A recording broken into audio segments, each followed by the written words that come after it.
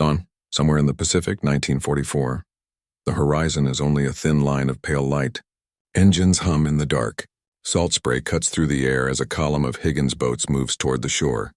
Steel-gray silhouettes slicing across the restless sea. Inside, the Marines sit silent, helmets low, rifles tight in trembling hands.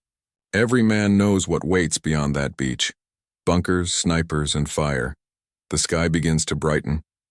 The island, a small jagged strip of coral and jungle, emerges from shadow. The naval bombardment has ended. Smoke lingers over the trees like a low gray fog.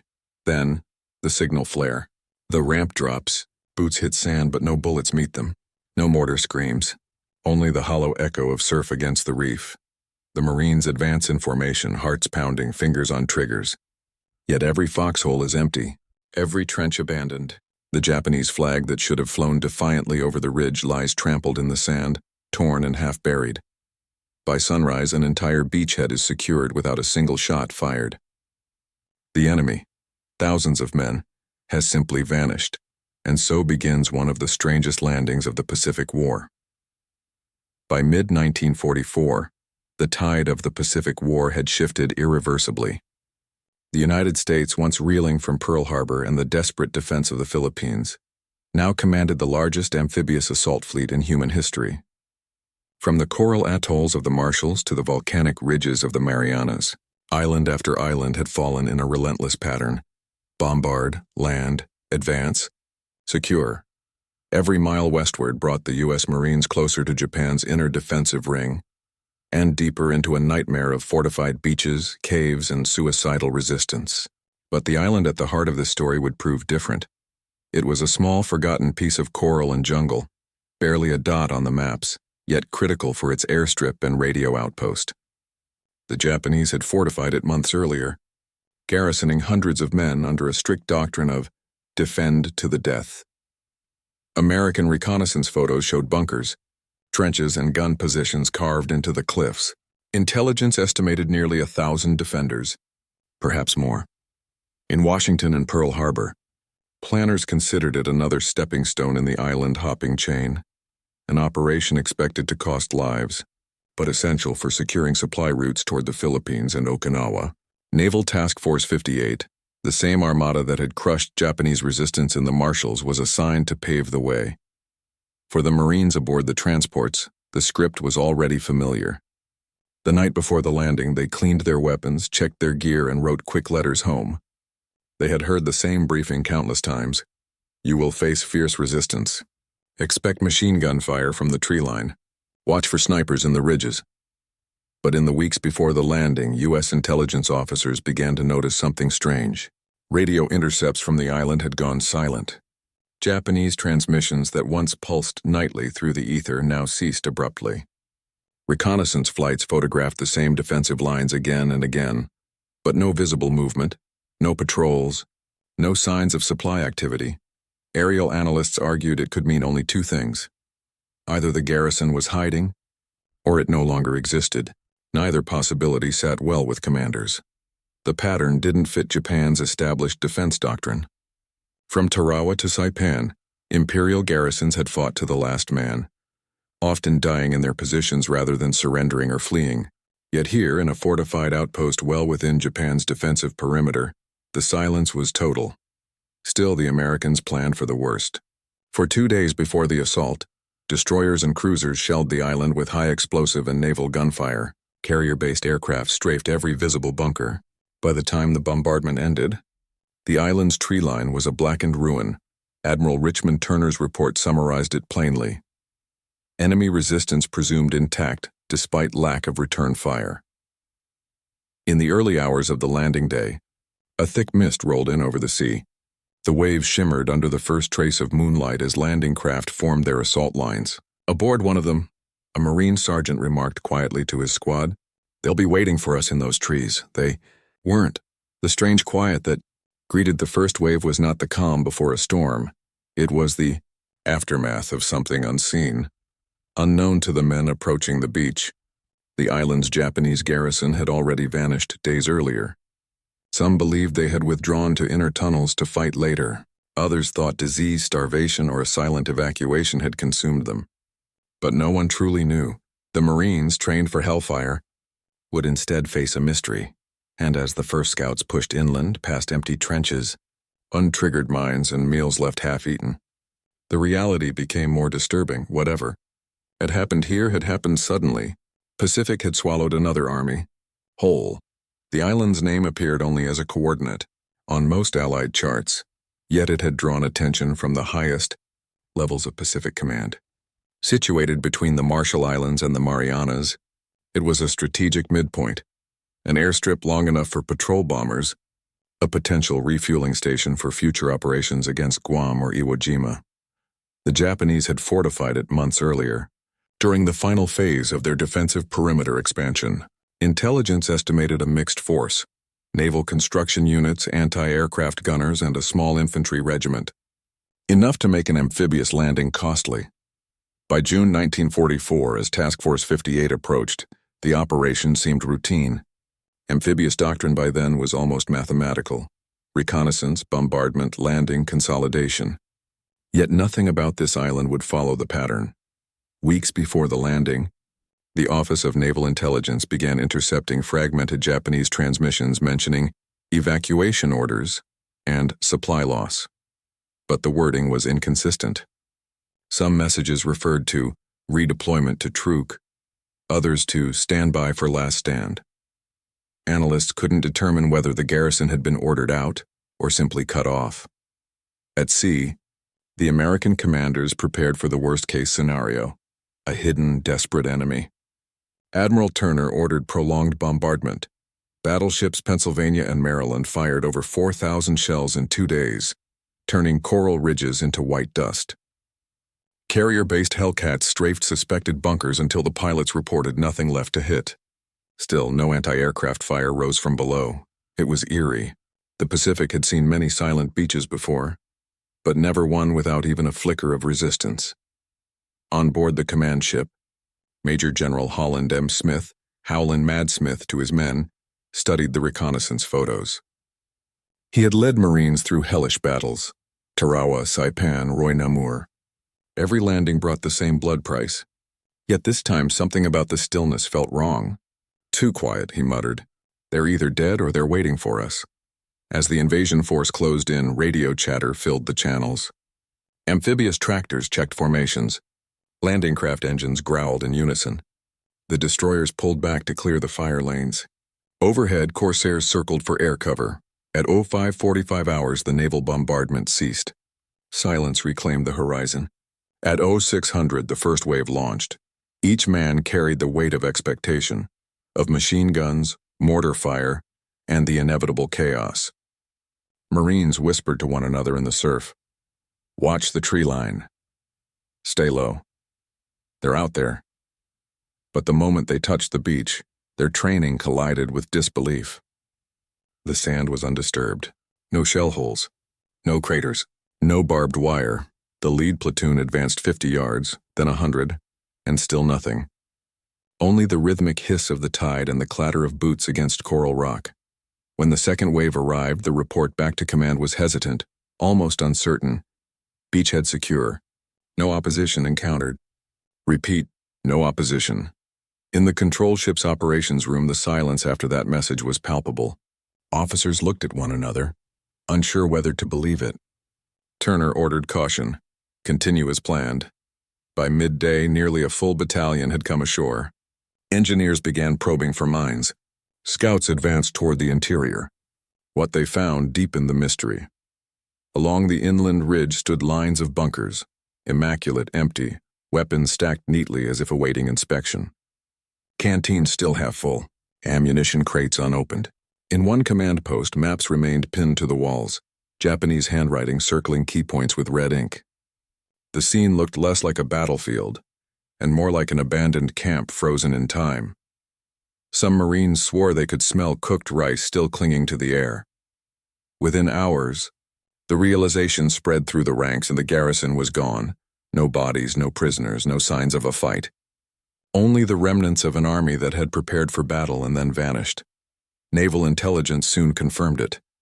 Radio intercepts from nearby islands showed no mention of the garrison's existence.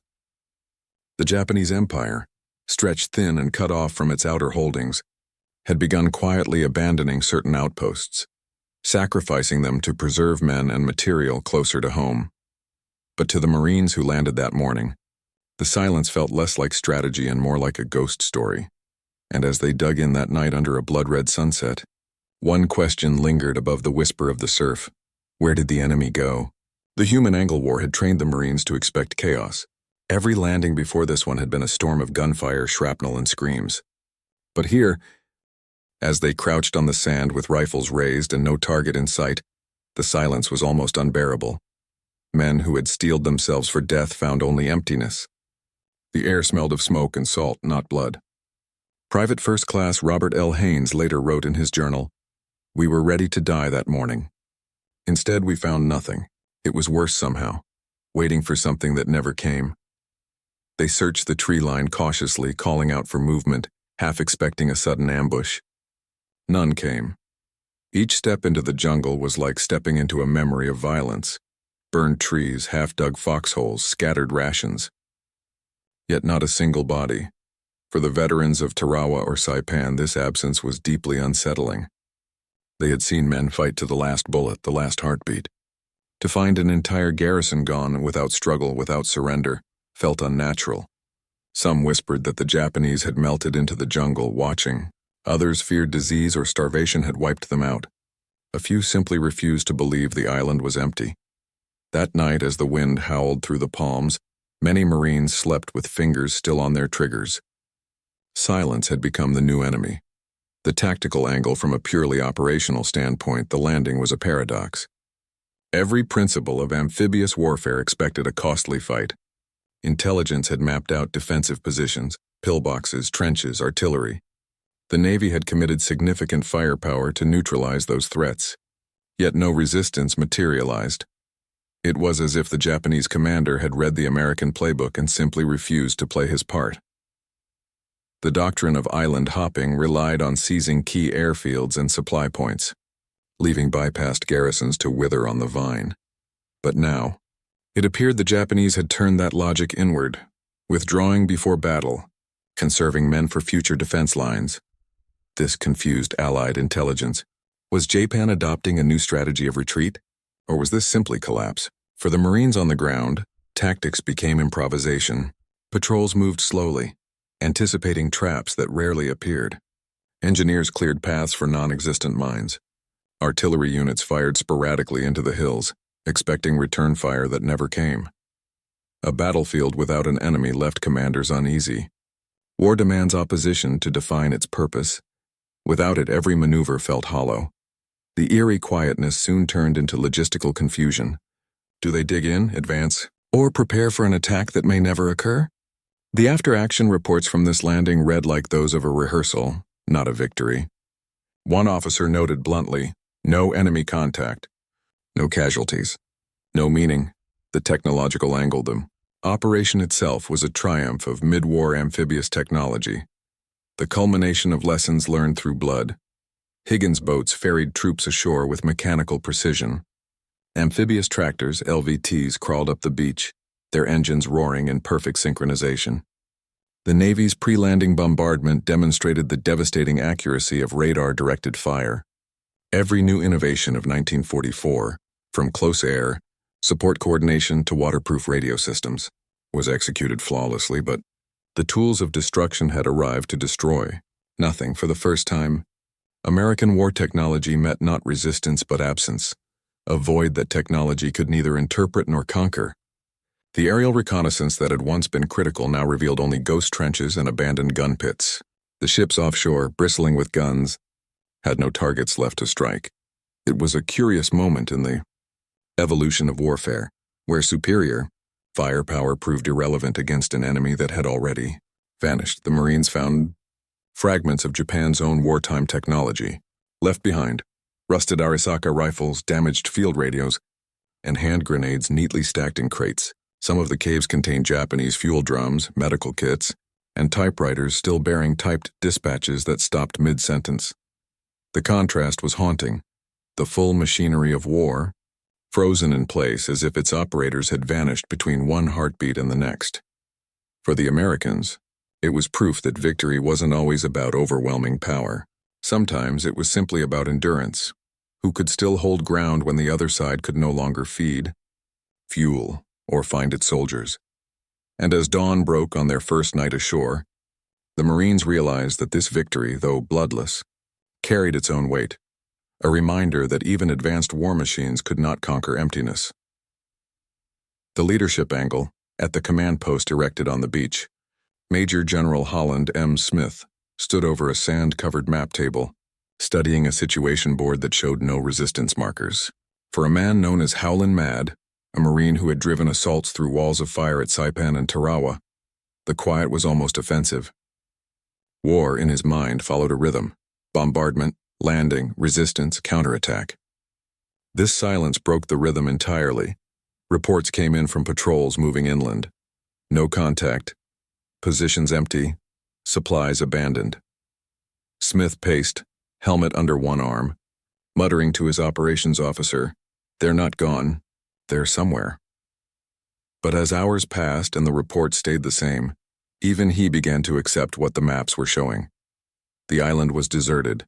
For higher command, this posed a dilemma. Should they celebrate a victory without combat, or question what it truly meant? Admiral Raymond Spruance, aboard his flagship offshore, was cautious. He had seen Japan's cunning too often to dismiss the possibility of deception. A quiet enemy, he noted dryly, is not always a defeated one. The Navy continued to bombard inland positions just in case, but nothing moved. The Marines dug in, waiting for an attack that would never come. For the first time in the Pacific War, command found itself dealing not with chaos, but with the void left by a vanished enemy. The logistics continued, the orders flowed, yet the sense of purpose felt suspended. Victory, Smith realized that day, could feel strangely hollow when there was no one left to fight. The enemy angle for the Japanese forces that once held this island, their disappearance was neither accident nor mystery, but the result of collapse and isolation. Japan's outer island garrisons had been left to starve. By 1944, the Imperial Navy had lost control of the sea lanes. Supply convoys were sunk before they ever reached their destinations. Food, medicine, and ammunition became luxuries. The soldiers who had once manned the bunkers here likely received no supplies for months. Disease and hunger would have spread faster than any enemy attack. Some historians later found fragments of diaries from similar abandoned outposts. One Japanese sergeant wrote simply, "We are ghosts now. The Emperor's voice no longer reaches us." The garrison may have been ordered to withdraw to a nearby stronghold, perhaps Truk Lagoon or one of the larger Marianas. But evacuation under American air supremacy was near impossible.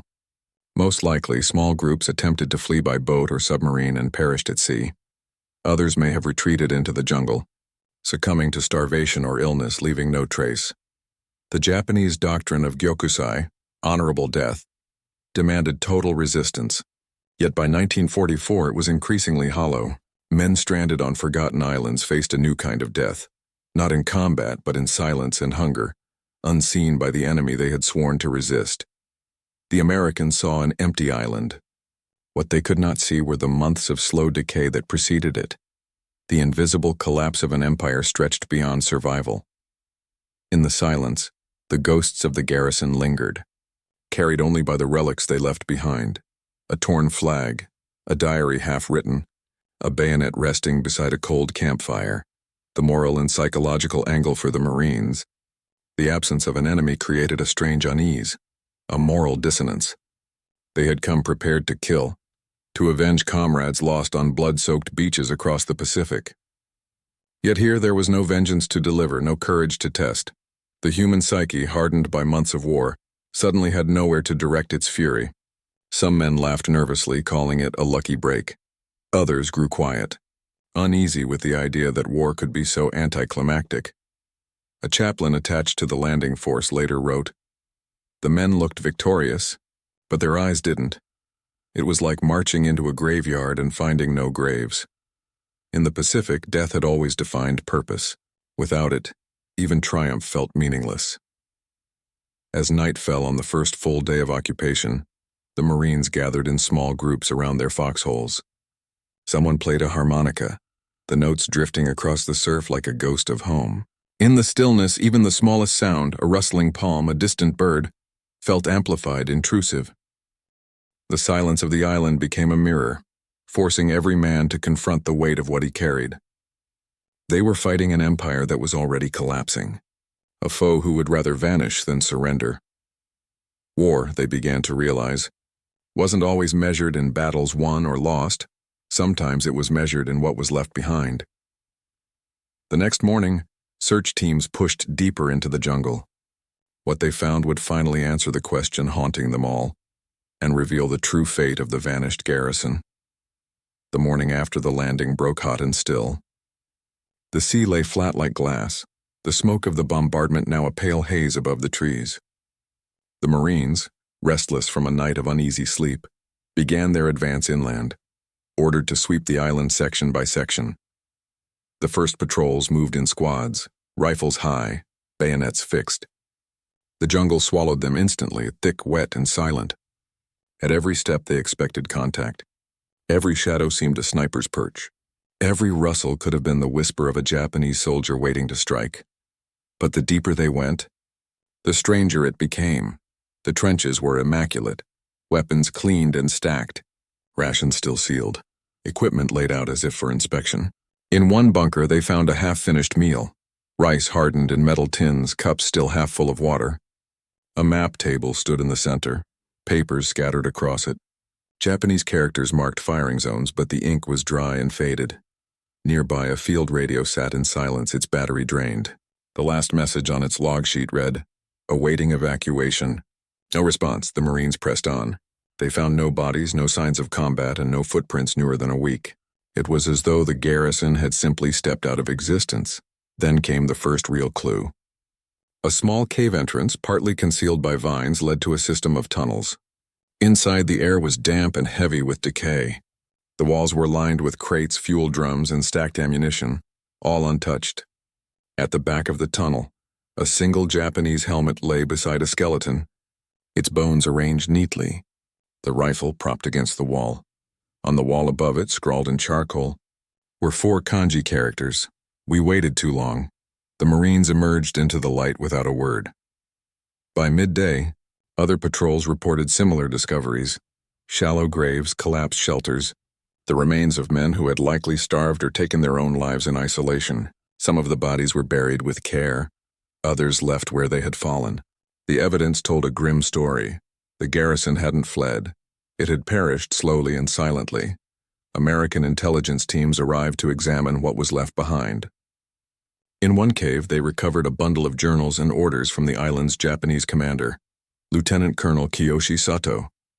His final entry read, "No food, no medicine, no word from fleet. Men too weak to fight. We will die here as soldiers. Tell the Emperor we held until silence." It was dated nearly 6 weeks before the Marines landed. The realization spread through the ranks like a cold wind. The battle they had trained for had already happened, only unseen. The enemy had not vanished. They had starved, hidden, and died before the first Marine even stepped onto the beach. What looked like victory was, in truth, an epilogue.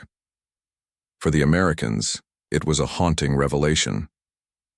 The entire garrison, once 100 strong, had died without the dignity of combat, trapped by a crumbling empire that could no longer reach them.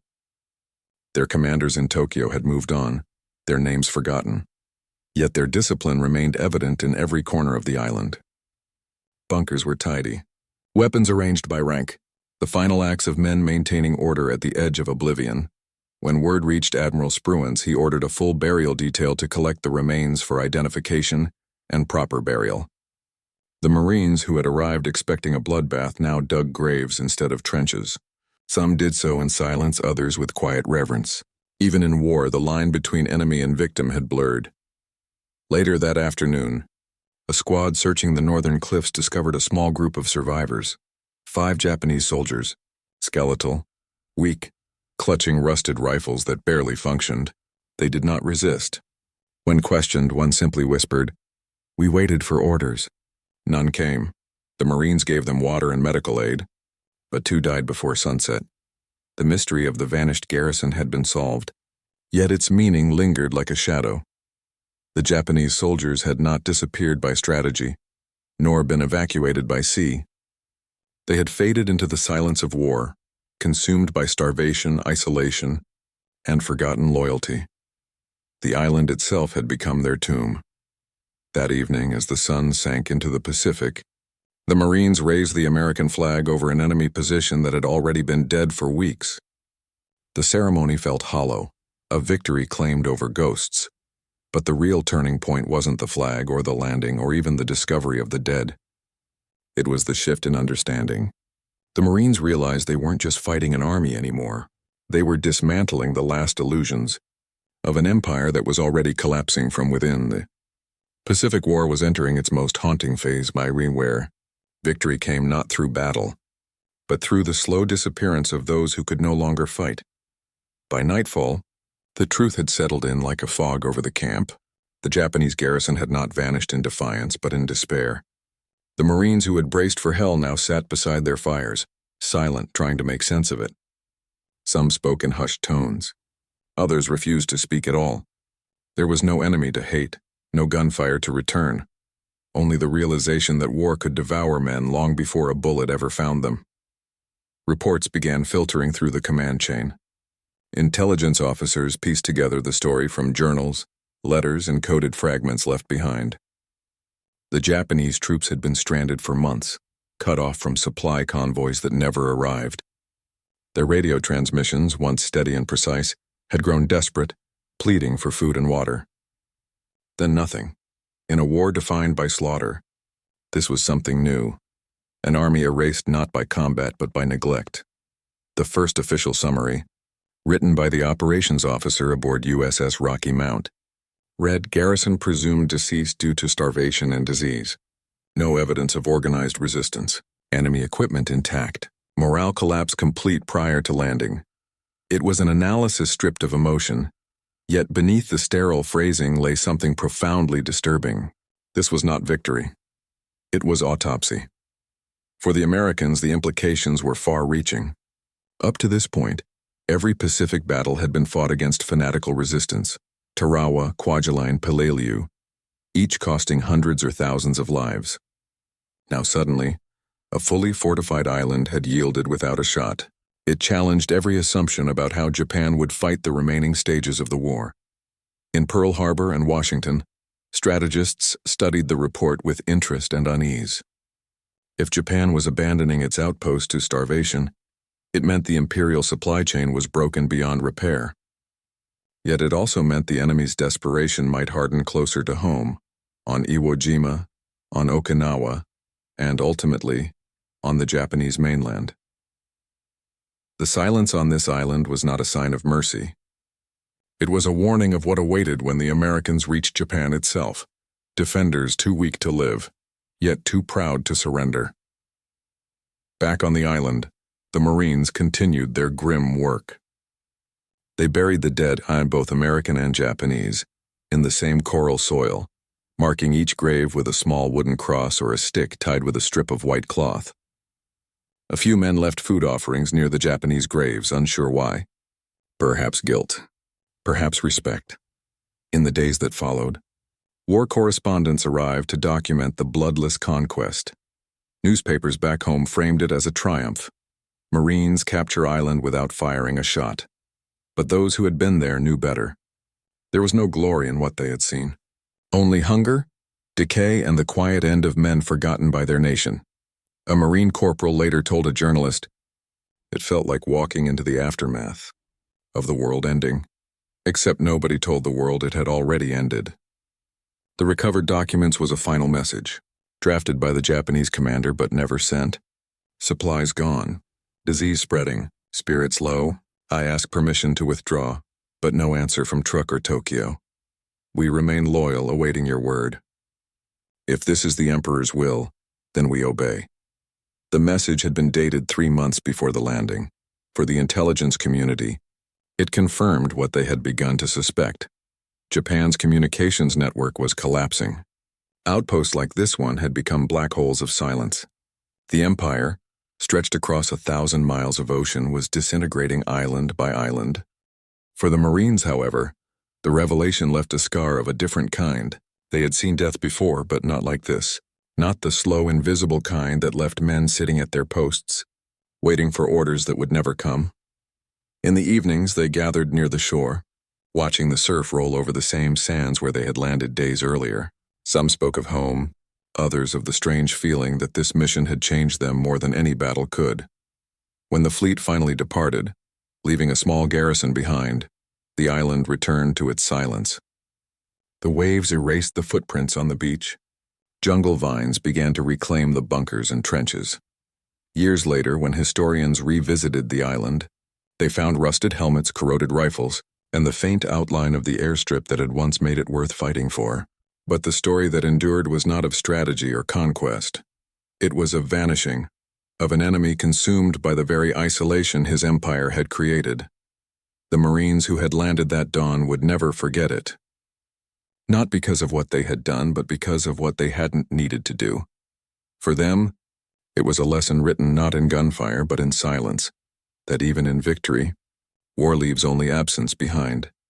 And as the fleet steamed west toward its next target, the memory of that silent island lingered, a ghost in the wake of progress, whispering that the real battle was no longer on the beaches, but in the slow unraveling of an empire that had already begun to die. The official report called it a successful occupation. In truth, it was an occupation of silence. The Marines secured the island in less than 48 hours. No combat, no resistance, not a single casualty from enemy fire. The casualty lists, which in previous campaigns ran for pages, fit this time on a single line. None. But as the after-action teams began cataloging what they found, the scope of the tragedy grew clearer. In the caves and dugouts, they counted over 400 skeletons, men who had starved where they stood, still in uniform, their weapons rusted by salt air. Medical officers estimated most had died weeks, perhaps months earlier. Some were so thin their bones had pierced through their skin. The Marines buried them with military precision, marking graves with improvised crosses. The chaplain read prayers over both flags, the stars and stripes and the tattered Hinomaru found in the command bunker. For a brief moment, enemy and victor shared the same earth. When word of the discovery reached Pearl Harbor, Admiral Nimitz reportedly paused before signing the next operation order. "They were already beaten," he said quietly. "We just didn't know it yet." Across the Pacific, intelligence analysts re-examined radio silence across dozens of Japanese outposts. Wake. Nauru, Yaluit, Voche. Similar disappearances had occurred, but none so complete. Japan's outer ring of defense, once fanatically manned, was dissolving into isolation. For the U.S. military machine, it was a sign of progress, proof that the blockade strategy was working. For the men who had landed on that beach, it was something else entirely. Captain Earl Whitaker, who led one of the first patrols inland, later said in an interview, "It didn't feel like victory. It felt like we'd stumbled into a graveyard. These weren't men we'd beaten. They were men their own country had forgotten." The psychological toll was subtle but deep. Veterans of Tarawa or Saipan had at least seen the enemy, faced the fear head-on. Here the fear came from absence, from the eerie realization that war didn't always end in battle. Sometimes it just faded away, leaving ghosts where soldiers used to be. When the island's airstrip was finally cleared and repaired, the first American patrol bombers landed within days. The same ground that had starved hundreds of men now became another node in the Allied advance, one more step toward Tokyo. The war machine moved forward, indifferent to what it had consumed. War correspondents visiting the island were struck by its stillness. One journalist from Time magazine described it as an island that feels like it remembers too much. He wrote about the Japanese helmets half buried in coral, the cooking pot still blackened with soot, the footprints fossilized in dried mud. The story ran under the headline, "The Battle That Wasn't." In Tokyo, Japanese radio propaganda made no mention of the loss. The island's garrison was never officially declared dead. To the Imperial High Command, acknowledging it would mean admitting that the empire could no longer feed or protect its own. But the truth was becoming impossible to hide. Dozens of other garrisons across Micronesia were suffering the same fate. Men dying not by bullets but by hunger and abandonment. Japan's empire, built on the illusion of control across vast oceans, was quietly imploding from within. For the Americans, this ghost island became a lesson. It proved that total war didn't always mean total destruction. Sometimes the enemy simply starved in silence. But it also raised moral questions that haunted officers long after the war. Had victory by starvation been any less cruel than victory by fire? In official communiques, the incident was summarized in a single line: enemy resistance negligible. But in the hearts of the men who saw it, that line carried an unspoken truth. Resistance hadn't been negligible. It had been extinguished. And as the fleet prepared to sail onward, toward islands where the fighting would return with ferocity unimaginable, the silence of this one stayed behind, a graveyard of echoes on a nameless atoll, where victory had come too late to matter. Months later, as the Pacific campaign surged toward the Philippines and Okinawa, the Forgotten Island's name appeared only briefly in communiques and naval reports. To the U.S. High Command, it was another coordinate secured, another success on paper. But among those who studied its implications, it became something else entirely, an omen. In the months that followed, Naval Intelligence compiled a comprehensive report titled The Ghost Garrison Phenomenon. It analyzed dozens of similar islands, bypassed, blockaded, and found later to be deserted or dead. These were not isolated accidents. They were symptoms of an empire collapsing under its own weight. By late 1944, Japan's once mighty maritime network had crumbled. The Imperial Navy had lost control of the sea. Its merchant fleet was being annihilated by American submarines. Food shipments from Southeast Asia never reached the outer garrisons. What began as a strategy of expansion had become a slow starvation. The soldiers stranded on these islands were not cowards or deserters. They were casualties of distance and silence. Cut off from supplies, from command, from hope. Many died believing reinforcements were days away, never knowing that Japan's naval bases themselves had been bombed into ruin. When American historians examined the recovered diaries, a chilling pattern emerged. The last entries were always the same: mentions of hunger, loyalty, and waiting for orders that never came. One diary found on the island read, "The flies are many. The men grow thin. No word from truck. The Emperor commands us to hold, but the sea has taken the ships. We wait for ghosts." It became a haunting symbol of Japan's twilight. Strategically, these vanished garrisons taught the Allies an invaluable lesson. The blockade was working more effectively than any bomb. Why assault every fortress when starvation would achieve the same end? The discovery influenced future operations, bypassing strongholds like Rabaul, isolating them until resistance withered. It marked a shift from conquest by firepower to conquest by patience. Yet morally, the implications were darker. Some American officers questioned whether such a method was humane, letting men die unseen, unarmed, and forgotten. Others argued that mercy had no place in total war. In the words of one logistics officer, "Every gallon of fuel we deny them saves a dozen of our own lives." That's the arithmetic of victory. But the Marines who buried the bodies on that island carried a different arithmetic, one measured not in gallons or guns, but in silence. They knew that no one, friend or foe, should die that way. After the war ended, a small Japanese delegation, part of the first repatriation mission, visited the island under U.S. supervision. Among them was a middle-aged officer who had once served in the same division as the vanished garrison. When shown the graves, he stood in silence for several minutes before saluting sharply. He said quietly through an interpreter, "They obeyed orders. We failed to send them new ones." That moment, witnessed by a handful of American soldiers, never made it into official history. But those who were there remembered it as one of the few times the war's machinery seemed to pause, to acknowledge its human cost. In Tokyo's War Ministry archives, the names of the dead were never recorded. The island was erased from operational maps by 1945. Its coordinates became irrelevant in the rush to defend the home islands. Yet among the Marines who had landed there, the memory lingered. Decades later, in veterans' reunions, they spoke less about the battles they fought, and more about the island where no one fought back. The silence of that place had followed them home, a reminder that even in victory, there are moments when humanity looks back at itself and shudders. In the Pacific, Thousands of such islands were reclaimed by jungle and sea, their bunkers still filled with the relics of forgotten armies, rusted rifles, empty helmets, messages that were never sent. Each one told the same story, not of glory or conquest, but of abandonment. The war's historians would later call it logistical collapse. The veterans who saw it firsthand called it something else. They called it the loneliness of victory.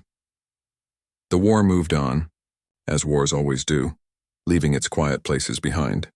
In the official histories, this island barely earned a paragraph. No battle honors, no heroes, no blood spilled. Just a footnote, secured without resistance. But history is not always written by those who fought. Sometimes it is written by those who waited, and starved, and vanished. The Marines who landed at dawn never forgot the feeling of that silence.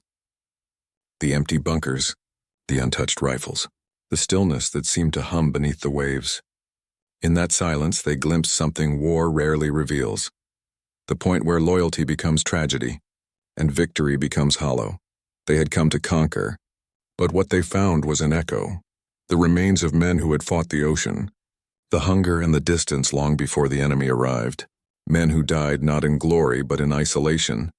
For the Japanese Empire, the vanished Garrison became a symbol of its unraveling.